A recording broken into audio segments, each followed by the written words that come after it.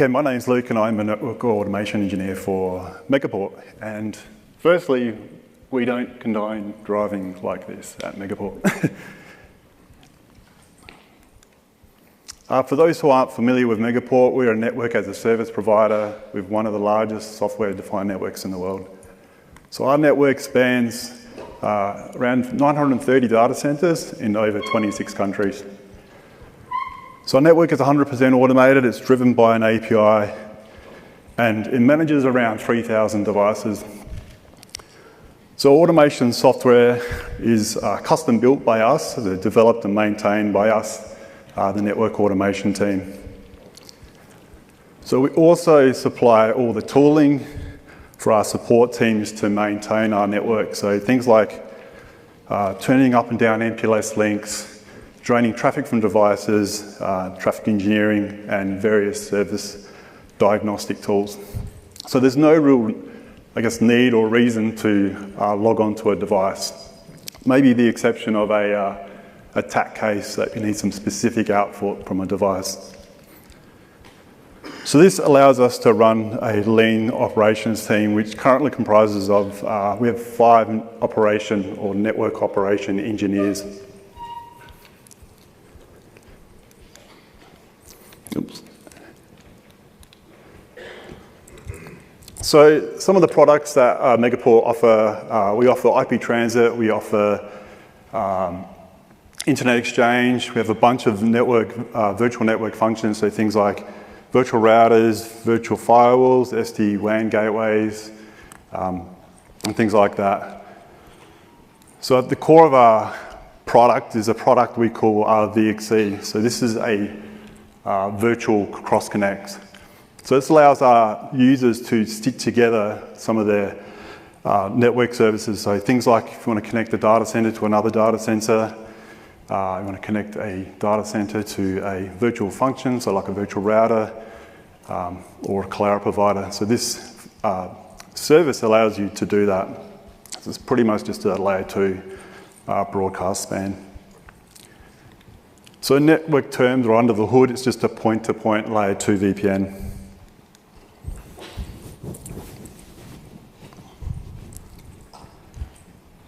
So this is what we asked ourselves when the business decided to leverage EVPN for our VXC product.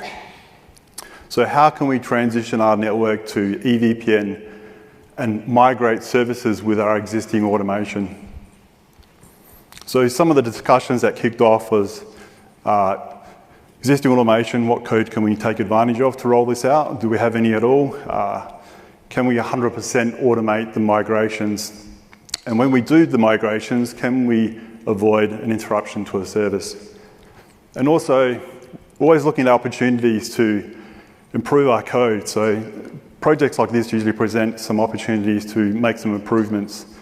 So we're looking at things that we can improve along the way as well. So I want to talk about our existing software architecture, what we utilised with the rollout, and the improvements that we did make along the way, because we did make a couple. So our automation is built around a relational database. It's the term which we hear quite often. It's the source of truth. Everything is in this database, everything from BGP connections, MPLS links, device interfaces, cross connects, patchings, NNIs. Everything is in this database. And when I say the source of truth, it's probably 99.9% accurate. There are some exceptions which I'll touch on a little bit later. So all of these are represented as objects in our database. So our software represents this as objects as well using classes. So for example, we have our database, we have a device table, we have an MPLS router type, we have name, and the status, or if it's active or not. So we represent this in our software as a device class, and we have type, name, and active, and their setter and getter methods, which are mapped to the device table fields. Essentially, it's just our own in-house ORM. There's some additional methods which do useful and functional things. So we have our full config method, which generates a full config and generates that in the required format. We also have our deploy config that ingests a configuration, and it knows whether it needs to make an API call or a Netconf or establish a Netconf session. So how do we maintain this source of truth? We're calling this our source of truth. It's obviously quite important to make sure the data that's in this database is valid and genuine, I guess. So as you, I guess, alluded to, the database is wrapped in an API, so it's our network's API, and it's the front door for anything going in that database and anything coming out of that database. So as you can imagine, there is a lot of heavy validation in our API code and also in our database that ensures that the network model remains consistent and accurate. So it's doing things like validating an even spread of diverse hardware. So for all of our devices that go into the network, we color them red or blue. And this is for end users who may want some diversity for their particular services. So it makes sure there's an even spread of those. It makes sure things like we can support a particular speed across a VXC, so from A location to B, all the way down to managing the VLANs on a device and making sure there's no invalid or overlapping VLANs that we're offering. So the API is used by many parts of the business. So deployment engineering team are constantly building out our network to new locations. So these guys are using the tools that we write for them to turn up these locations. So the API is validating those requests, and it's populating the location in the database, things like the devices, the interface, the speeds that they can support, all the patching, any interconnects that we have with our cloud providers. Our support teams, as I mentioned previously, are costing out links and doing traffic engineering, so they're interacting with their tools with the API. And I guess the big user is obviously our end users, so they're using the portal, our public portal and our public API to create services and do modifications to their services. For example, if we wanted to create a VXC, we would do that in our portal. The API would validate that. It goes off and assigns all the resources it needs to support that service, creates those objects in the database, creates a service object, and then links those resources to the service in the database. Cool. All right, so we've got a service in our database. How do we actually get that onto the network? And more importantly, how does this relate to our EVPN project? So this is where our orchestration software comes into play. So we have various applications running under what we term as our orchestration. So these might be things like our IPSLA network. Round trip time is a super important metric for us that we want to collect from the network and store. So we have an application which manages that portion of the network. We have applications which are scanning the network for things that may have changed. So when I mentioned before, source of truth is 99% accurate. There are, I guess, circumstances where we need to check the inventory of our network. So you can think of things like if a device is being swapped out, perhaps the operations team is RMAing a device. They swap it out. We need to know what the serial number of that device is. Perhaps there's some packet loss on a link. They're swapping out a transceiver as part of that troubleshooting. We need to know what the details of that transceiver is. So there's two heavy hitters under our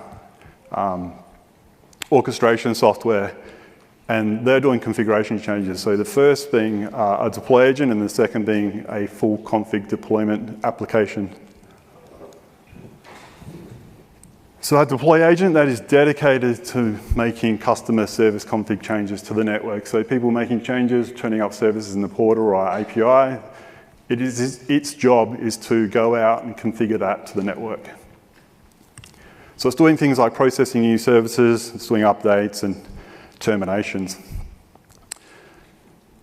So if we go back to our example where we have our VXC, we have it in the database, we have all the resources linked to that service in the database. That service, when it first goes into the database, is set to a status of deployment. So when our deploy agent goes looking for work, it's asking for a list of services with a particular status. So for new services, it's saying, hey, give me a list of services which have a status of deployment.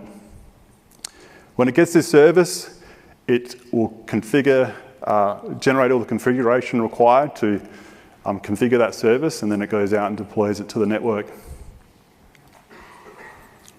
Updates are a little bit different. They are still using a status in the database, but it's essentially the same process. So the other heavy worker is full config deployment. So its job or task is to continually rebuild the entire network from scratch. So it eventuated as our network was growing larger and larger over time. We're finding more and more discrepancies on the network. So I think we mentioned in a previous presentation yesterday, some CLI, we try and discourage that. We're automating everything, but some people still get a little bit happy on the CLI. So we want to sync what we have in the database with what we have in the network to make sure it's accurate, obviously. When we came up with this idea and wanted to do a full config and rebuild the network, we started quite slowly. So what I mean by that is we started with a base config concept. So this would be just generate the SSH, enable SSH on the box, syslog server host, TACACS, just the simple stuff like that. And then we slowly ramped it up to doing a full configuration.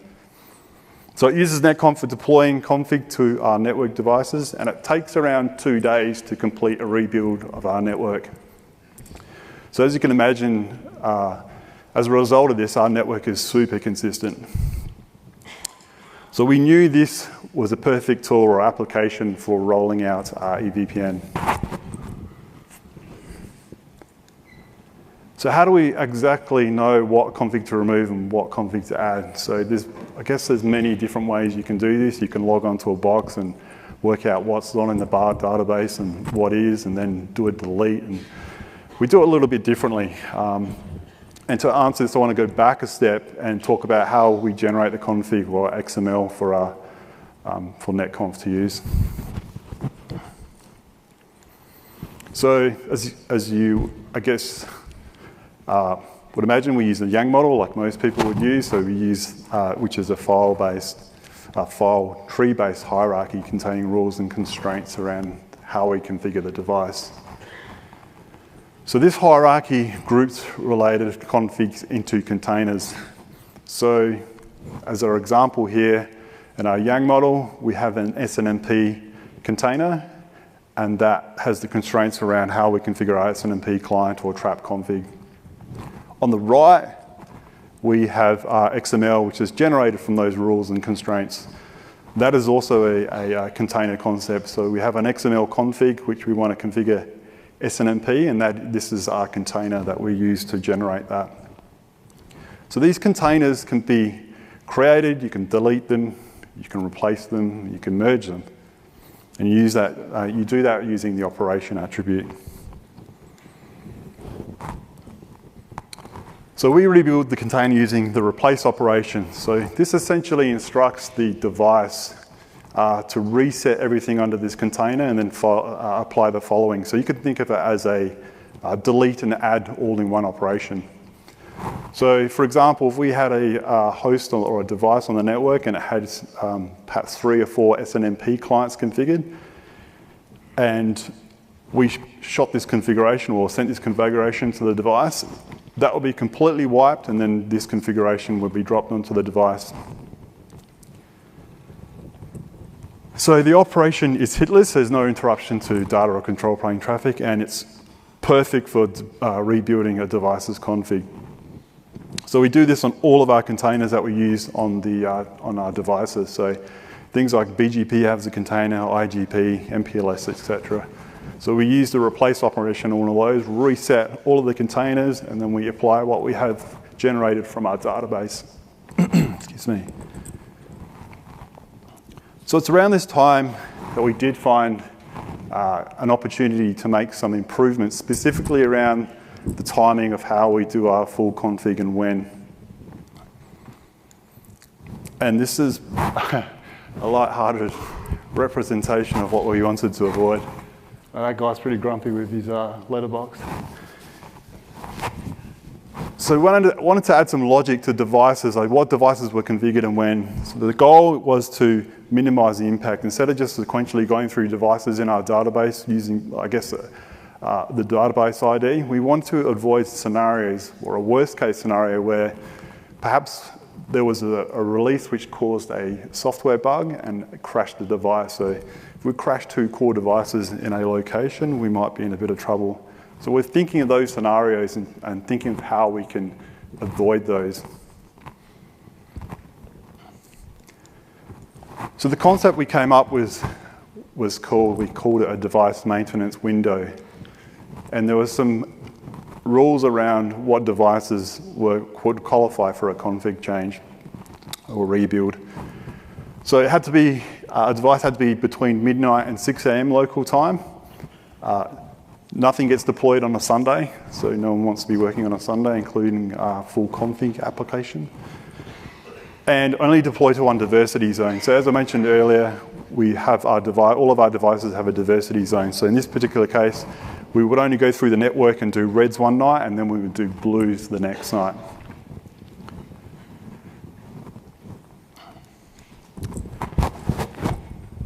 Cool, so we're almost ready to celebrate our successes. So we obviously want to track the rollout. We're not ready to go to the pub and celebrate yet. So we want to track things like, just gone ahead. Sorry, this is the prep work for our rollout. So the prep work which we needed to do before the rollout, we had to backfill our database for the BGP connection. So we needed to add the IBGP connections into our database. We needed code to support our EVPN network. So the code needs to know how the IBGP network is configured. So who's a route reflector client, who's a route reflector server, route reflector cluster IDs and things like that. So we have those in the database, and we have our code to update to determine how to configure those particular IBGP sessions. So the rollout was split into 2 phases. Phase 1 was turn up IBGP mesh, which included turning up around 7,000 IBGP sessions and enabling, obviously, EVPN signaling. It's probably a good idea to let your NOC know if you're turning up 7,000 IBGP sessions to over 2 days. They would be grateful. Phase 2, so the phase 2 was to support the EVPN service-specific config, so things like route policies, BGP communities, etc. So each of these steps, we rolled this out over a 2-day period. Cool, now we're ready to celebrate. Not quite, so as I mentioned before, tracking progress is super important. We want to know things like what devices we've configured, were there any issues deploying to a device, and were there any unexpected changes that were committed, and how do we deal with those? So we do this via logging. So the full config deployment application does some logging that helps us track this. So we can see here in this example, it's probably not great to see at the back, but Frankfurt IX6 core route reflector 1 has just had 3 IBGP peers configured. So we can see one in Dallas, one in Sydney, and one in LA. So we can see the time that the config was committed, and we can see the application that has committed those changes. So the way that we get that or generate that output is when we establish a Netconf session to the device, we make a few RPC calls. So we'll collect the candidate configuration, we'll store that as a pre-change config. It'll make the changes to the device, and then it goes and fetches that candidate configuration again and saves that as a post-config change. And then before the commit, it'll diff the 2, and then it will log that output. So I guess essentially it's just getting a snapshot before and after the changes.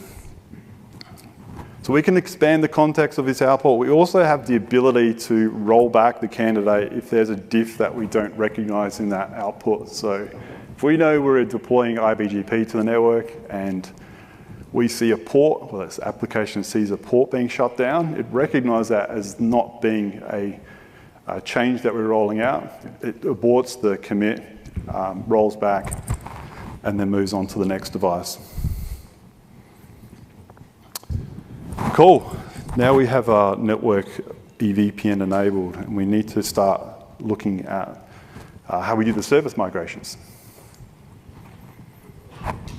So first question, or the goal that we want to achieve, how can we ensure a smooth service migration with minimal impact to our customers? So the dream was to roll this out on a per device basis and not have any interruption to any customers. So that's what our network engineering team were testing in the lab, and that's what we were trying to aim for. So we wanted to roll this out on a per device basis using a feature called seamless integration. So this is a make before you break config, which you add to the extra additional config. And it allows you to spin up an eVPN service next to the current L2 VPN. And then once the B side is done, then it will preference that new eVPN tunnel. So we could roll that out using full config deployment, and we could get this done in 2 days. But the lab testing had shown that this wasn't exactly seamless. So there was some packet loss experience while they were doing the testing in the lab. So our thoughts shifted to doing it on a per service basis. So doing it on a full config with the per device basis was no longer realistic. So we shifted our thoughts to doing it on a per service basis, and we set some criteria around what we wanted to achieve or achieve when doing this on a per service basis. So process had to be simple. So it was likely that some person would trigger the migration. So we wanted that to be as simple as possible. And we wanted to be able to roll forward to EVPN and also roll back to L2 VPN. Then we shifted our thoughts to who's going to be triggering the migration. So obviously, the first logical choice would be our support team. So they would schedule batch these service migrations outages into some windows, and then we would notify our end users. But then we thought, maybe we could put this in our portal. We could put the ownership to our customers. The customer could take opportunity to take advantage of, maybe they're doing some work on their network, and they could have the ability to take advantage of that window and then migrate their VXC. So they could do it in their own time, and they can do it whenever they like, which was way more convenient for our end users, and obviously it's convenient for us. So the way we came up with how we're going to do the workflow for this migration was we would treat it like a normal, regular VXC update. So updates like speed changes, VLAN changes, this would be no different, except we would be migrating it to an EVPN service. And the way we achieved this was adding an EVPN Boolean field to the database VPN table, which is linked to the service. So there's a few reasons why we did this. The API would use it to support an EVPN VXC service update. So it would look at that field as part of the update. We use that field in our code to determine whether it needs to generate a layer 2 VPN config or an EVPN config. And we use it for tracking the migration process. So the end-to-end process would look like this. There would be someone who would click a button, so there could be our internal support teams, or whether it's in our public portal for our end users. They would trigger the migration. The request would hit the API. The API knows to look at the EVPN field now, because that's included as a service update now. It sees that the field is set to true, and the database is set to false, so it knows it's an update. So it triggers an update for the deploy agent. So it flips the field to true in the database. The deploy agent is obviously looking for work all the time. It sees this update and it knows the resource that it has to build is an EVPN configuration. So that goes out to the network and deploys the EVPN configuration to the devices. And it's a pretty brief hit, depending on how close you can get the A and B devices configured. It's not much downtime for our customers. And obviously super convenient because you can do it via a portal or a UI.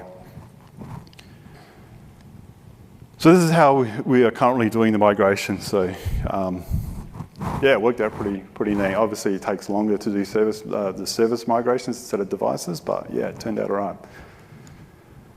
So here's my key takeaways from this project. So communication to stakeholders is very critical. We need to communicate what's being deployed, how and why. Even if these, you don't have to give a super deep dive, technical dive into what you're doing and how you're doing it. Just a high overview.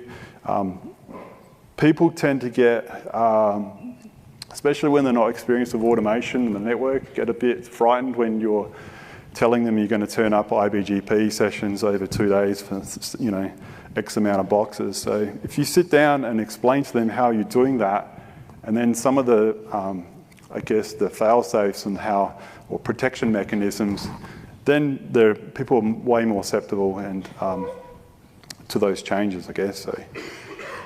So work with the operations and support teams. They're the eyes and ears of the networks. Obviously, we have our monitoring, but most importantly, our customers as well. So they're always liaising with our customers, any concerns and things like that. So work closely with those teams. Make sure they have the tools that they can use to track the rollout. So obviously, full config logging would be one of those. So communicate that and yeah, show them how that works and what to look at, what's of concern and what's not. Rigorous testing. So worst bugs, in my experience, are usually the ones that have a result of varying factors, usually related to a version of code and how much configuration and, if you X, A, B, and C are met and then the box blows up. So when you're testing this, we're not just testing the config snippets in our lab and then wiping our hands and saying that's done and it commits and we can see BGP come up. We tested as close as we could to our production boxes, particularly our heavy boxes in places like Sydney and Ashburn. So try and replicate that as close as possible in the lab.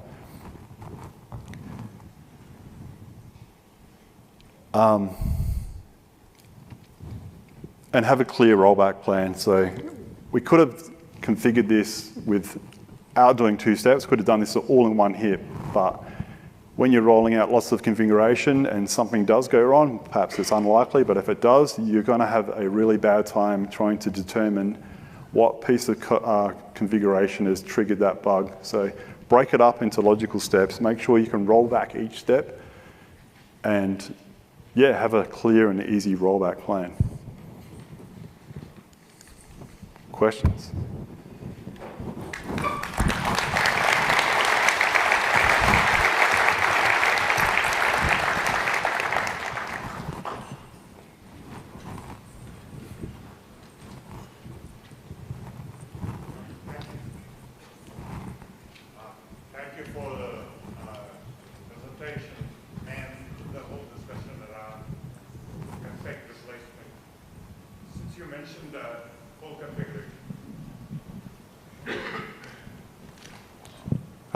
Sorry. Yeah, so you were talking about full config and config replacement. I wanted to kind of maybe have you talk a little bit about what it means to have, and you say full config, are you actually deleting the entire config and replacing it? Or are you talking about, as you said, a snippet of a config, like the SNMP example that you gave, where you're only replacing a portion of the config? No, it's everything. So we work out all the containers that we need to configure on the device, and we use a replace option in almost all of those containers where it's supported. So yeah, so Absolutely everything. Once we determine what to configure on the device, we use a replace option everywhere. So there is nothing in those devices that don't get reconfigured.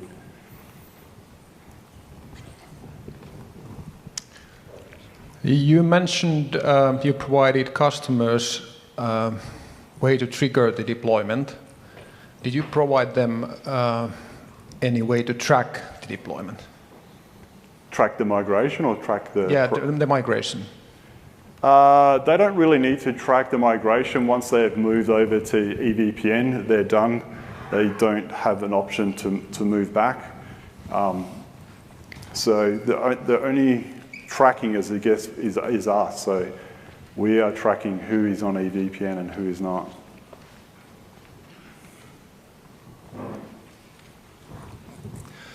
Hi, good morning. Sorry. Morning. Thanks for the talk. My name is James. So my question to you is, one of the slides, you showed the diff of your atomic changes per device. My question is, inside your relational database, do you keep track of a historical view of changes?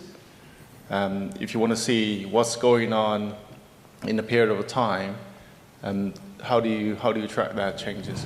Not really. So you mean like tracking what has been configured on the device? So if we're rolling out some TACAX host changes and stuff like that, we want to historically see that? Is that what you mean? So not necessarily the configurations themselves, but like the objects inside your database. How do you see, you know, what's been changed, like versioning inside the database, and see what value has been changed? Maybe you have, you know, one. Yeah, there is some logging, which we have a change log table. So every change, essentially, even this includes our services. Okay. We can see who's terminated, what application is terminated, when it's terminated. So we have the same for our configuration. Okay. Thank you. So I'm curious about during these migrations on this scale, who were on call. So obviously you would always have network engineers on call, but what about software developers and network automation engineers? Did you say on call? Yeah, I mean on call, so like standby if something goes wrong. I mean, we don't, in our group, our automation group, there's lots of talk around this. We're pretty broad spread of networking and being a software engineer, I guess. We don't really have on-call, but we're such a small group that we're pretty reactive to, you know, attending to things. People know who to call us. So I guess officially we're not on-call, but yeah, we are the people who are called when something does happen. So we obviously want to avoid those situations. So hope that answers your question. Okay, thank you. All right.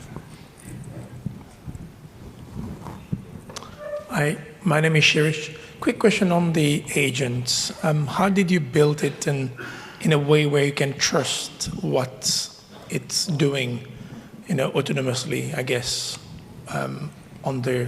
Do you mean the config deployment, what it's doing, or yeah. Tracking what it's doing, or? How do you trust the agent's actions?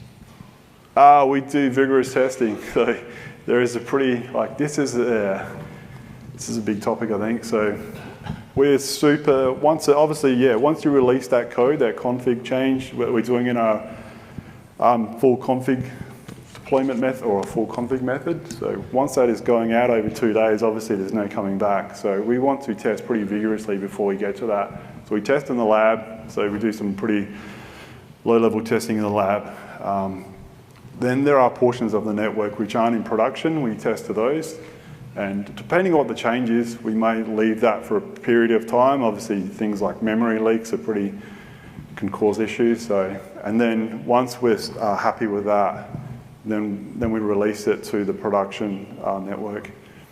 But in saying that, there's still lots of things that we can improve, right? So spreading the impact and using the devices red and blues one night, I think there's still some gaps where we can improve on like a state awareness. So if you did blow something up, it should be aware and stop perhaps. So just things like that. So there's plenty of things that still need improving, but Yeah, hope that answers your question. Thanks, Luke. All right. Awesome, man. Well done. Thanks.